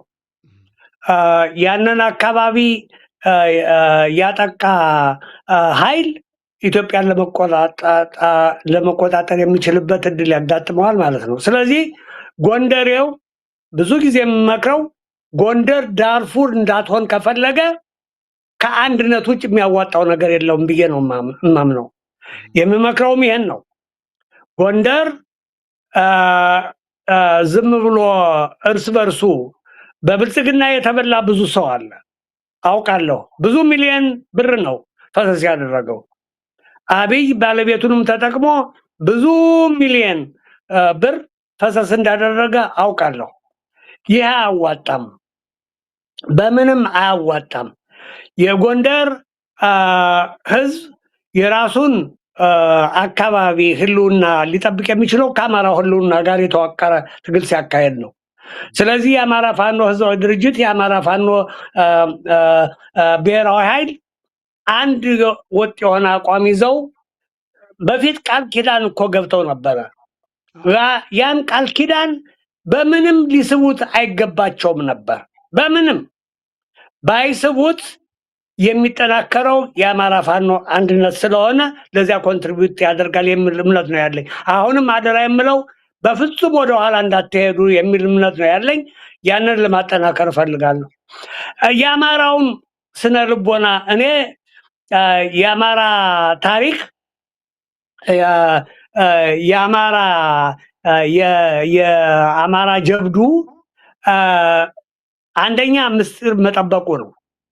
አንዱ ምስጢር መጠበቅ የአማራ ስነ ልቦና መካከል አንዱ ከፍተኛ እንትን ነው። የሆድን በሆድ ይዞ የልብን በልብ ይዞ በተቻለ መጠን ስትራቴጂክ በሆነ መመራት የሚል እንትን ነው ያለው። አጼ ምኒልክም ያደረጉት የአድዋ መንፈስ የሚያስተምረን ምንድን ነው? የአድዋ መንፈስ በአብዛኛው የአማራ መንፈስ ነው። ሬሊ ሌላ ማን ነው ያደረገው? መንፈሱን ማን ነው የቀረጸው? እኔ ከአጼ ምኒልክ ጋር አልዋለድም፣ ግን ጀግኖች ማን ጀግና አለ? አንድ ጊዜ አንድ የኦሮሞ ምሁር ጠይቄው ነበር። ለመሆኑ ጀግና ማን ነው ብዬ ጠየቅኩት። ወዳጄ ነው፣ ይህን ከሰማ ያውቀዋል። አይኔ ጀግና የለኝም አለ። እንዴ አጼ ምኒልክ ምንድን ናቸው ብዬ ጠየቅኩት። እሳቸው ጀግና ያደርጉ ማለት እኔ ጀግና ናቸው አልኩት። ጀግና የሆኑበት ዋና ምክንያት አማራውን ብቻ አይደለም ያሰለፉት፣ ሁሉም ኢትዮጵያዊ ለነጻነቱ እንዲሰበሰብ አድርገዋል። አርትፉል ማጂካል። ፈረንጆች ኢትዮጵያን የሚጠራጠሩበት አማራውን የሚጠራጠሩበት ዋና ምክንያት ምንድን ነው? ይህንን እንኳ አልረሱትም። ፈረንጅን ያጠቃ ማን ነው? ጥቁር ህዝብ ብለን ብንጠይቅ የኢትዮጵያ ህዝብ ነው። የአጼ ምኒልክ ጀብዱ ነው። የአድዋ መንፈስ ማለት ምስጢርን ጠብቆ ብልሃት ያለው አመራር ይዞ ጠላትን ማሸነፍ ማለት ነው። ፋኖ ከዚህ ሊማር ይገባዋል። ምስጢርን መጠበቅ አንዱ ችግር እኮ ያለው ምንድነው? በየቀኑ የምንሰማው አንዱ ይወጣና ፋኖ ይሄን አደረገ ይላል። በበነገታው ሌላው ተነስቶ ፋኖ ይሄን አደረገ። ማን ነው ፋኖን የሚወክሉ ለመጠየቅ አለብን። ፋኖ ሊኖረው የሚገባው አንድ ስፖክስማን ነው። አንድ ሁሉን ሰብሰብ አድርጎ ጥራት ባለው መልክ አቋማችን ይሄ ነው ብሎ የሚናገር ሰው ያስፈልጋል። አንድ ወጥ ድርጅት ቢሆን የምመርጠው ለዚህ ነው። በውጭ ግንኙነት በኩል ሪፕሬዘንቴሽን ውክልና የሌለው እንቅስቃሴ ስኬታማ ሊሆን አይችልም። ምክንያቱም አልቲሜትሊ ስልጣን ቢያዝ እኮ ያነ ስልጣን የያዘው አካል ሌጂቲሜሲ ያስፈልገዋል፣ እውቅና ያስፈልገዋል አይደለም? በዓለም መንግስታት ተቀባይነት ያስፈልገዋል። ይህን ለማድረግ የሚቻለው እንዴት ነው? አንድ ወጥ ድርጅት ሲኖር ነው። አንድ ስፖክስማን ሲኖር ነው። አንድ ቃል አቀባይ ሲኖር ነው። 10 ቃል አቀባይ ሊኖር አይችልም። አንድ ጊዜ አርበኛ ደረጀ፣ አንድ ጊዜ አርበኛ አስረስ፣ አንድ ጊዜ አርበኛ ዘመነ፣ አንድ ጊዜ አርበኛ እስክንድር እንዴት ብሎ ልንወጣው እንችላለን? እንዴት ብለን የትኛው ነው እንጂ አማራውን የሚወክል የሚለው ጥያቄ ኮር ነው። አቶ ዘውዱ ኮር ነው። ቪየትናም በጣም ደስ የሚለኝ ቪየትናሚሶች የሚሰሩትን ያውቃሉ። በውጭ ሀገር ማን እንደሚወክላቸው አውቁ። ቻይኒሶችም ሆቺሚን የተጫወቱት ሚና ታስታውሳላችሁ። ምናልባት የታሪክ ምሁራን ካላችሁ ሆቺሚን አርቲኩሌት ነበሩ። ማኦ ከጀርባ ሆነው ነው ይሰሩ የነበረው አይደለም? ማኦ ስቱንግ የጦር መሪ ነበሩ። ግን እነዚህ መሪዎች ስራቸውን ተከፋፍለው ነው ይሰሩ የነበረው። በአብዛኛው በምስጢር ነው ይሰሩ የነበረው። ህቡ የሆኑት ጠንክረው ስልጣን ለመያዝ ሲችሉ ከያዙ በኋላ ነው እኮ ሆቺሚን መሪያችን ነው ያሉት፣ ማኦ ሴቱንግ መሪያችን ነው ያሉት። ከዚያ በፊት ግን ብዙ ውጣ ውረድ ስላለ ምስጢርን መጠበቅ ወሳኝ ነው። አቶ ዘውዱ ምስጢርን መጠበቅ ማባከን አይገባም። ማባከን እንዲያውም የሚጠቅመው ማን ነው? ጠላትን ነው የሚጠቅመው። አብይን ነው የሚጠቅመው። የውጭ መንግስታትን ነው የሚጠቅመው። አማራው ተከፋፍሏል የሚለውን አካል ነው እኔ አንዳንድ ጊዜ አማራ ነን ብለው የሚናገሩ ሰዎች አማራ መሆናቸውን እጠራጠራለሁ። ምክንያቱም ዋናውን ስዕል ትተው በጥቃቅን ልዩነቶች ላይ ያተኩሩና እከሌ እኮ መሪ ሆነ ይላሉ። ገና አስቀድመው እከሌ እኮ የሚናገረው ትክክል አይደለም ይላሉ። ስም መዘርዘር አያስፈልግም። ይሄ ያስበላናል። ምስጢርን መጠበቅ ከትግሉ አንጻር ሲታይ ስትራቴጂክ ነው። ምስጢርን መጠበቅ፣ ምስጢርን ማባከን ያስበላናል። የአማራው ህዝብ ብልህ ህዝብ ነው። አንድ ጊዜ ትዝ ይለኛል አቶ ዘውዱ፣ አንተም ትዝ ይላል እርግጠኛ ነኝ። አንተ እንዲያውም በበለጠ ታውቀዋለህ ይሄንን። ምታ በዝምታ የሚለውን እንትን ያቀረበው ማን ነው? አማራ እኮ ነው። አማራ እኮ ነው። ምታ በዝምታ ዝም ብለህ የሆድክን ችለህ የሚከሰትብህን በደል ሁሉ ችለህ አይ ዓላማዬ ዝንፍ አልልም፣ ምስጢርን መጠበቅ አለብኝ፣ ምታ በዝምታ የሚለውን ለማጠናከር ፈልጋለሁ። ልትመታ የምትችለው ኃይል ብዙ ነው፣ ግዙፍ ነው። በየቀኑ ይመታል። ግን ምስጢር ከጠበቅ በከተማም የምታደርገው ብዙ ስራ አለ። ብዙ ተዘጋጅቶ የሚጠብቅ ህዝብ አለ። አዳለው ህዝብ ምንድነው የሚያውቀው? ፋኖ እንዲያሸንፍ ነው የሚፈልገው። ምክንያቱም ለመኖር አልቻለም። ከቤቱ እኮ እያባረረው ነው፣ እያፈናቀለው ነው። በወለጋ ያለው ምንድነው የሚጠብቀው? ጋሞ ምንድነው የሚጠብቀው? አኝዋኩ ምንድነው የሚጠብቀው? አፋሩ ምንድነው የሚጠብቀው? ፋኖ ተጠናክሮ አንድ ድርጅት ሆኖ አንድ አቋም ይዞ ጠንካራ የሆነ የሚሊተሪ የፖለቲካ አቋም ይዞ ብቅ እንዲል ነው የሚፈልገው። እንዲያውም ከበዓሉ በፊት የክርስትና በዓል በአንድ ሳምንት ነው ምናምን ይሆናል አይደለም? ከዚያ በፊት አደራ የምለው እባካችሁ ቃል ኪዳን ገብታችሁ ለኢትዮጵያ ህዝብ፣ ለአማራው ህዝብ እኛ አሁን በኋላ በምንም አንበታተንም አንድ ነን ብላችሁ ዲክሌር አድርጉ ነው የምለው። ይህን ካደረግን እንወጣዋለን። አይ ሪሊ ብሊቭ እንወጣዋለን። ይህን ካላደረግን ግን እንበላለን። አመሰግናለሁ ዶክተር አክሎክ። አሁን አንዳንድ ነገር ሲያነሱ እኔም ትዝ ያለኛል። አሁን በዝምታ ምታ ብለዋል። አሁን የሚነሱ ነገሮች አለ። ሸዋ ባኘከ በአመቱ ይውጣል ይባላል። አዎ ምስጢሩን እንዴት እንደሚጠብቅ ሸዋ ባኘከ በአመቱ ነው የሚወጣው። መረጃዎች እንዴት እንደሚይዝ፣ ምስጢሮች እንዴት እንደሚጠብቅ ሸዋና ምስጥ ወደ ውስጥ ይላል። ምስጥ የሚያውቁት ነው ዶክተር አክሎክ። ሲወድቅ ትልቅ ቤትን የሚያህል ነገር ሲወድቅ ነው የሚታየው። ስራ ነው ያው ምታ በዝምታ ማለት ነው።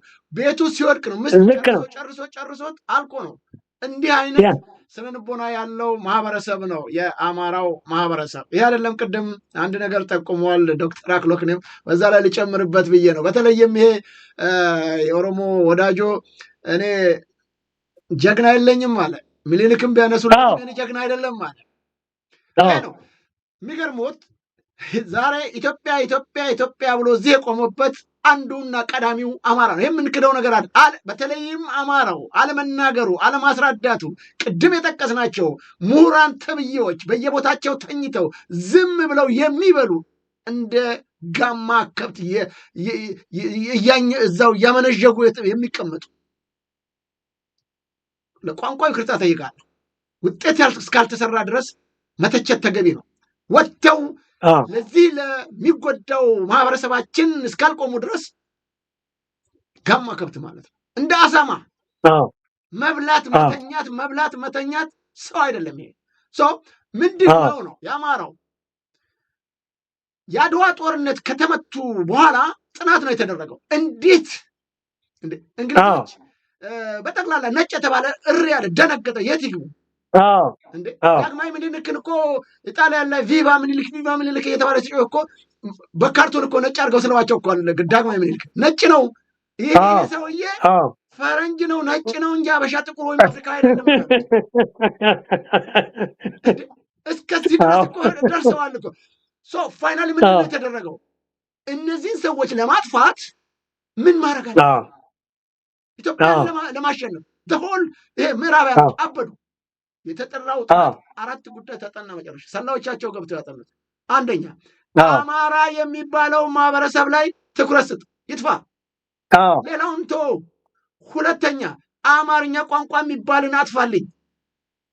ለምን አማርኛን እስካላጠፋ ድረስ በአጠቃላይ ኢትዮጵያኖችን እያነጋገረና እያወያየ የሚገኘው ይሄ ነው።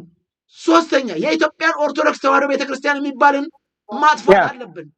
ይህን ካላጠፋ ስትራክቸሩ ከጳጳሱ ጀምሮ እስከ ታች ገበሬ ማህበር፣ ታች ቀበሌ፣ መንደር ጭምር ሳይቀር ተቋሙ ይሄ የሃይማኖት ተቋም ስላለ ክርስቲያኖችም ስለሆኑ በአብዛኛው ትእዛዙ ሲተላለፍ አውግዥ ያለው ከተባለ ወደፊት ነው የሚሄዱት፣ አይመለሱም፣ ይሞታሉ እንጂ አይክዱም።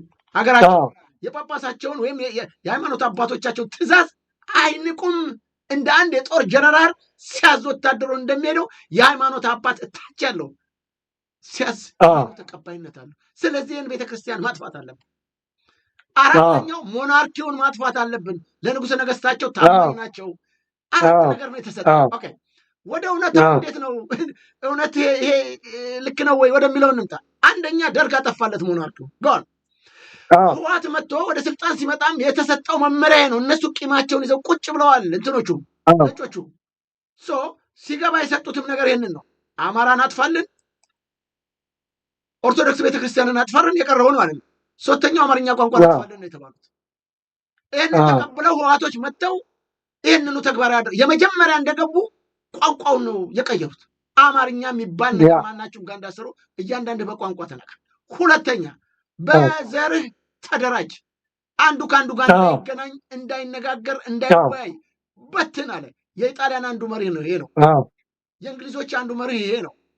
አንዱን ከአንዱ ጋር አሁን ፓኪስታን፣ ህንዶች፣ ኢንዶኔዥያ አንድ ሀገር የነበሩትን ነው ባንግላዴሽ ሶሪ ሶስቱን ብትንትና አድርጎ ዛሬ እስካሁን እያባላቸው ያለው። ስለዚህ አማራ፣ ኦሮሞ፣ ትግሬ በልና በትን። ከዛ በኋላ እንዴት ታደርጋለህ? ሌላ ኦርቶዶክስ ቤተክርስቲያን በትን አሉት። በትን ይኸው የምታዩት ነው። እንደ ፖለቲካ ፓርቲ ዶክተር፣ እንደ ፖለቲካ ፓርቲ የሃይማኖት አባቶች እኮ ጳጳስ ለመሆን ከየገዳሙ ተለምነው ሲመጡ አልፈልግም የሚሉ እኔ አልሆንም የሚሉ አቡነ ተክለ ሃይማኖት እኮ ደርግ ራሱ በጫማ አልሄድም አልመጣም ብለው በልመና መጡ። ከመጡም በኋላ ጫማ አላረግም ግደሉኝ እስከ ማለት የደረሱ ኧረ የሀገር መንግስት ያስወቅሳል አላደርግም። እንደነዛ አይነት አባቶች አቡነ ጴጥሮስ ጣሊያኖች የምፈልገውን ነገር ሰጦታለሁ፣ ይህን ህዝብ አውግዙልኝ ወይም ገዝቱልኝ የሚባሉ አላደርገውም ብለው አንገታቸው ላይ ገመድ እስከሚሰቀል ድረስ የተናገሩት ቃል ይህንን ኢትዮጵያን ብትክድ ለእነዚህ ሰዎች ብትገዛ ብለው ጥቁር ሻውልን ብለው ነው ገዝተው የሞቱት። ግደለኝ ብለው እንዲህ አይነት ያሉ አባቶች የነበሩበት ዛሬ ከኦሮሚያ ያህል ሰው መድብ፣ ከደቡብ ይህን መድብ እየተባለ በትእዛዝ አብይ አህመድ የሚመድብበት ተቋም ሆኗል። ሃይማኖቱ ከስሯል። ሌላው እንግዲህ እንዳልኩት ይህን ሁሉ ሆኖም ዛሬም አማራው ነው ስለ ኢትዮጵያ የሚጮኸው። ቅድም የጠቀሱት ያ ሰውዬ እኮ ያለ ምክንያት አይደለም እኮ ምኒልክን የማይቀበላቸው፣ ስለ ኢትዮጵያ ደንታ የሌላቸው። በነገራችን ላይ ዶክተር አክሎ በአሁኑ ሰዓት የአማራን ፋኖ ትግል በማደናቀፍ በኩል ኦሮሞ እሊቶች፣ ጽንፈኞች፣ እኔ ኦሮሞ ህዝብ በኢትዮጵያዊነቱ የሚደራደር ዛሬም ስቃይና መከራ የሚያይ ነው የኦሮሞ ህዝብ። እነዚህ እሊቶች እኮ ዛሬ ስራ እየሰሩ ነው በዝምታ። የአማራን ወስደው እነሱ እየተጠቀሙበት ነው። ጸጥ ብለው እየሰሩ ይህንን ህዝብ እያፈናቀሉ ችግር ውስጥ እንዲገባ እያደረጉ ነው። ስለዚህ ሌላውን ማህበረሰብ ቢሆን በዚህ ላይ ካልሰራ አደጋ አለውና እንደው ዶክተር አክሎክ የሌላው ማህበረሰብ የደቡቡ፣ ሶማሌው፣ ቤኒሸንጉሉ፣ ጋምቤላው፣ ሌላው የተቀረው ከአማራ ውጭ ያለው ይህን ነገር በዝምታ ካለፈ ኢትዮጵያ ዕጣ ፈንታ አደጋ ውስጥ ነውና ለእነዚህስ ምንድን ነው ያሉት የምክር ሀሳብ? አመሰግናለሁ። አመሰግናለሁ። በደንብ ነው የተነተንከው አቶ ዘውዱ። አንድ እንዲያው የምጨምራቸው ነገር አንዳንዶቹ አንድ ጊዜ እንደ 1930s በፕሮቻስካ የጻፈውን አቢሲኒያ ፓውደር ባረል የሚለውን መጽሐፍ በተደጋጋሚ አነበዋለሁ እና ጠላት አድርጎ ያቀረበው የቀረጸው የአማራውን ህዝብ ነው። አቢሲኒያንስ የሚለው አማራውን ነው።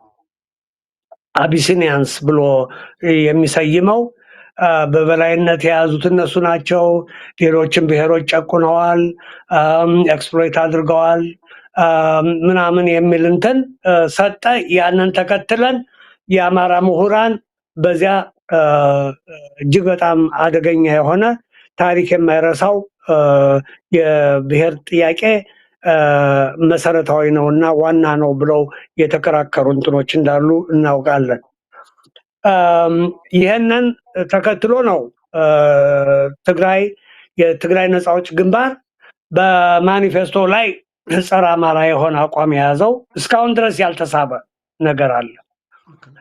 በተመሳሳይ ኦነግም የተከተለው መርህ ዘሴም ነው፣ ተመሳሳይ ነው።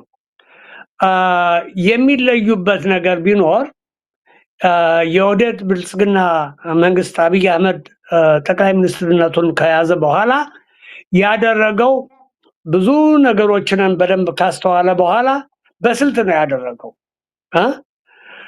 ሁሉንም ተቋማት የኛ ማድረግ አለብን የሚል ቅርጽ ነው የያዘው። ሁሉን ተቋማት ሲባል ምንድን ነው? የኢትዮጵያ ሚሊታሪ የሚታወቀው በዘመናዊነቱና በህብረሰባዊነቱ ነበረ። ህብረ ብሔራዊ የሆነ ሰራዊት ነው የነበረን። ታማኝነቱ ለሀገሪቱ ለዳር ድንበሩ ነበር። ያንን አፈረሰው። አብዛኛው 90% የሚሆነው ስታቲስቲካል ዳታውን ስመለከት ነበር። መሪውን ማን ነው አሁን አመራሩን የያዘው ብለን ብንጠይቅ ኦሮሞ ነው የያዘው። ምንም የሚያከራክር አይደለም።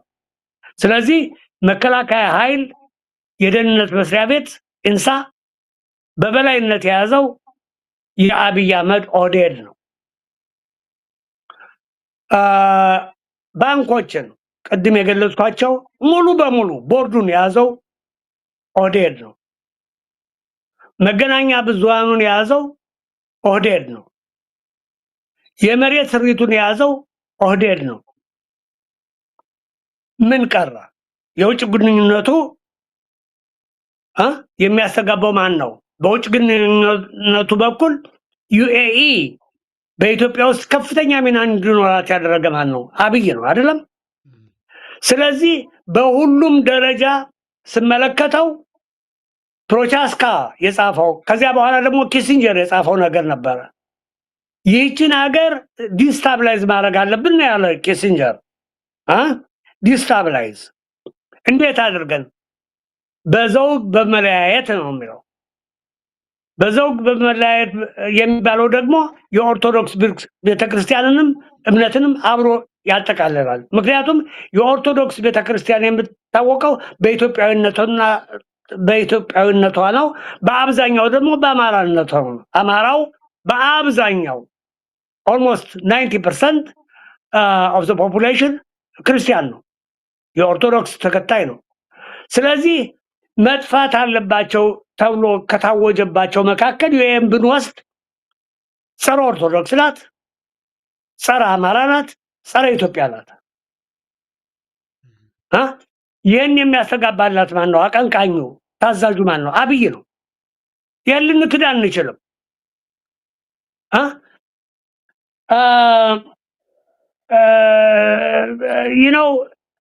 ይሄ ሁኔታ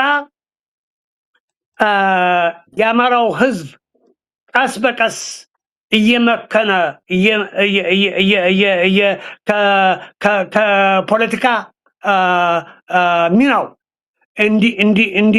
እንዲወጣ ያደረገው ደርግ መሆኑ ምንም የሚያከራክር አይደለም። በአንድ ጊዜ ስንት መሪዎች ናቸው የተጨፈጨፉት?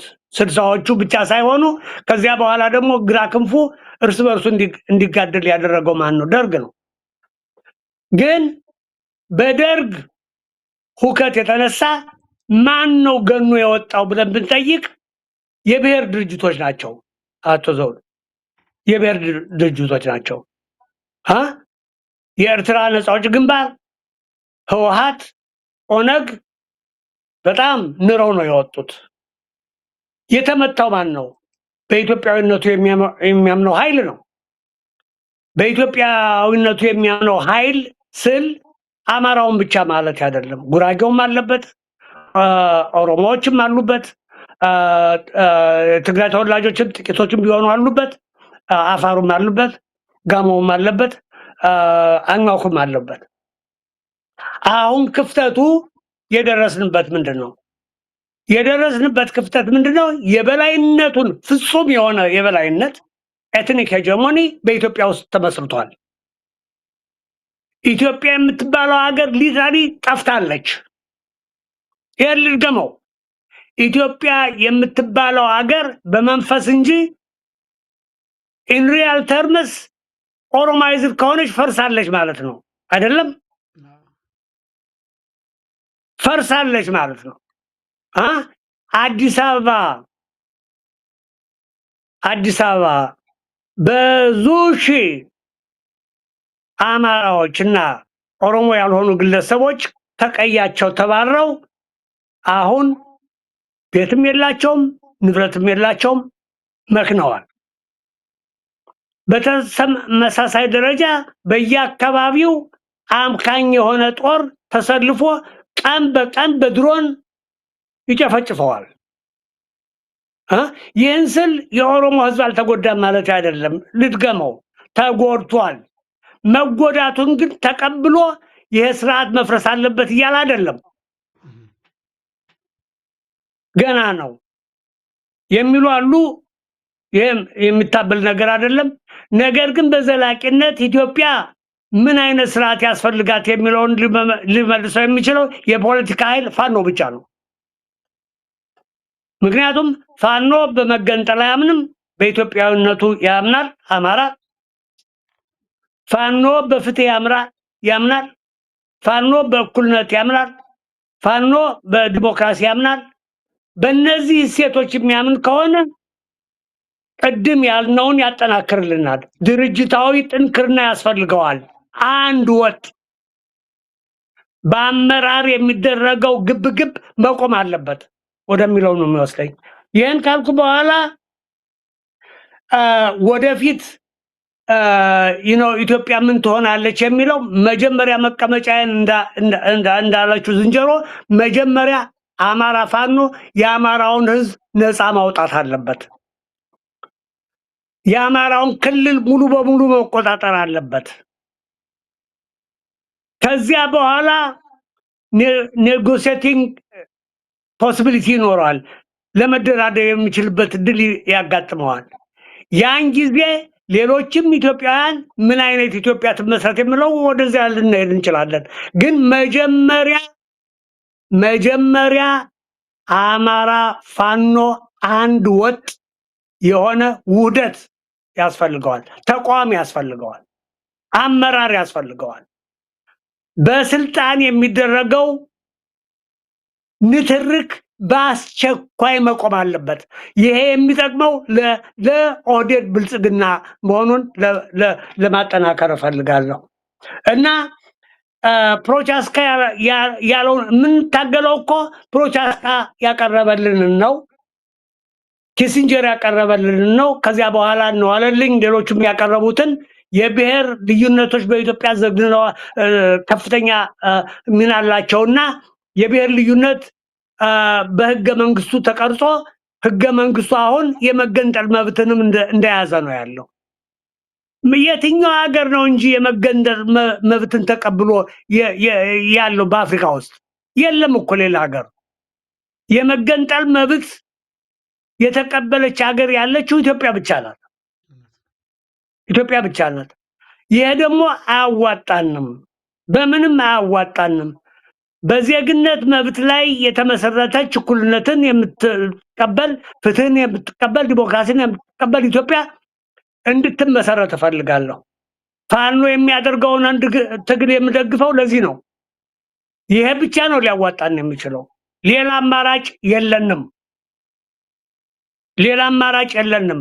እባካችሁ ወገኖቼ ይሄን መከፋፈል እባካችሁ ይሄን መከፋፈል እንዳይኖር ቀን ተሌት ስሩ፣ ምከሩ። አንድነት ያዋጣል፣ ፍትህ ያዋጣል፣ እኩልነት ያዋጣል፣ ዲሞክራሲ ያዋጣል። አለያ ግን ይህች ሀገር ከድህነት ወደ ድህነት እንትን ሳይክል እየሄደች ነው። ድህነት ደግሞ ሰላምና እርጋታን አይፈጥርም፣ እንዲያውም ያባብሰዋል። ሰላምና እርጋታ እንዳይኖር ያባብሰዋል። ረሃብ ያባብሳል እንጂ ሰላምን አያመጣም፣ እርጋታን አያመጣም። የሀገር ህልውናንም አደጋ ላይ ያደርሳል። አብይ አህመድ የሚባል ወመኔ ሪሊ በጣም በጣም በጣም የሚዘገንን ሰው አገሪቱን ሽጧታል። ለማንም አያስብም፣ ለሰብአዊ ፍጥረት አያስብም። የሚያስበው ለስልጣን ነው። በጥቂት ግለሰቦች ዙሪያ ተከቦ ጀነራሎች ሚሊዮነር የሆኑባት፣ ሐኪሞች ድሃ የሆኑባት ሀገር ኢትዮጵያ ናት። እንዴት ብሎ ይሄ ይቻላል? የትም ሀገር የማይሆነው ኢትዮጵያ እየተከሰተ ነው። ስለዚህ ይሄንን ተቀብላችሁ ይሄ ስርዓት በአስቸኳይ ፈርሶ ፍትሃዊ የሆነ ስርዓት እንዲተካ ተግተን እንስራ የሚለውን ነው ለማቅረብ የምፈልገው ወንድሜ። ሁሉም የአብይ አህመድ ሁከት ደርሶበታል። አኟኩም ደርሶበታል፣ ጋሞም ደርሶበታል፣ ጉራጌው ደርሶበታል፣ ኦሮሞውም ደርሶበታል። ቢቀበለውም ባይቀበለውም አማራው በተለየ ሁኔታ በአማራነቱ ብቻ ከፍተኛውን የአንበሳውን ድርሻ ሸክም የተሸከመው አማራ ነው። ስለዚህ ይሄ ከሆነ ሁላችንም ያለብን ግዴታ ለህሊናችን፣ ለፍትህ፣ ለእውነተኛ እኩልነት፣ ለዲሞክራሲ ቆመን ይህንን ስርዓት ማፍረስ ብቻ ነው ያለን አማራጭ። አለያ ግን ኢትዮጵያ የምትባለው ሀገር ልትቀጥል አትችልም። አመሰግናለሁ። ከልብ አመሰግናለሁ ዶክተር አክሎክ ቢራራ ሰፊ ልምድና እውቀቱን ስላካፈሉን እግዚአብሔር ይስጥልኝ፣ ስለ ጊዜዎትም ጭምር። እንግዲህ በእኔም በኩል ከሙያ አንጻር በተለይም ይሄ ትግል ጠንክሮ አንድ እንዳይሆን የተለያየ ሀሳብ የሚሰጡ በተለይም የአማራ ሚዲያዎችም ራሱ ፋኖን አንድ ሁኑ ብቻ ሳይሆን በሚዲያም ላይ የምሰሩ ባለሙያዎችም አንድ ሁኑና ይሄ ትግል ጠንክሮ የሚወጣበት የአማራ ፋኖም የሚጠነክርበት እንጂ እንትና የሚባለው መሆን አለበት እንትና የሚባለው እንደዚህ መሆን አለበት እያልን ማጠልሸቱ ተገቢ አይደለም። ከትግራይ ሚዲያዎች ከኦነግ ሚዲያዎች መማር ይጠበቅባቸዋል እላለሁ። እኔም ዶክተር አክሎክ ቢራራ አማራ አመሰግናለሁ። እግዚአብሔር ይስጥልኝ፣ ስለ ጊዜዎች ጭምር በጣም አመሰግናለሁ። እኔም አመሰግናለሁ። ታንኪዩ። እግዚአብሔር ይስጥልኝ ዶክተር አክሎክ ቢራራ። ክብር ይስጥልኝ ወንድሜ፣ ደህና ቆይልኝ። አሜን። ክቡራን ተመልካች አድማጮቻችን እየተከታተላችሁት የነበረው ከዶክተር አክሎክ ቢራራ ጋር ያደረግነው ሰፊ ውይይት በዚህ ተቋጭቷል።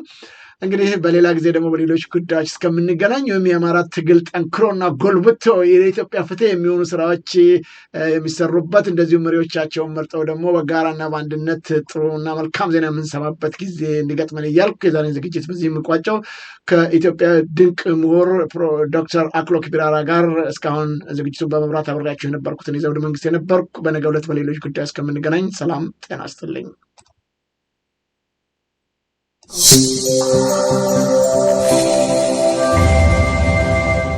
ዘውዱ ሾው በመላው አውሮፓ የሚኖሩ ኢትዮጵያውያንና ትውልደ ኢትዮጵያውያን በማህበራዊ ኢኮኖሚያዊና ፖለቲካዊ ጉዳዮች ዙሪያ ያላቸውን ሁለንተናዊ ተሳትፎና እምቅ የህይወት ተመክሮ በጥልቀት የሚዳስስ በይዘቱ ለየት ያለ በአዝናኝ ገጠመኞች የተሞላና በማራኪ ጨዋታዎች የተኳለ ቴሌቪዥን ፕሮግራም ዘውዱ ሾው።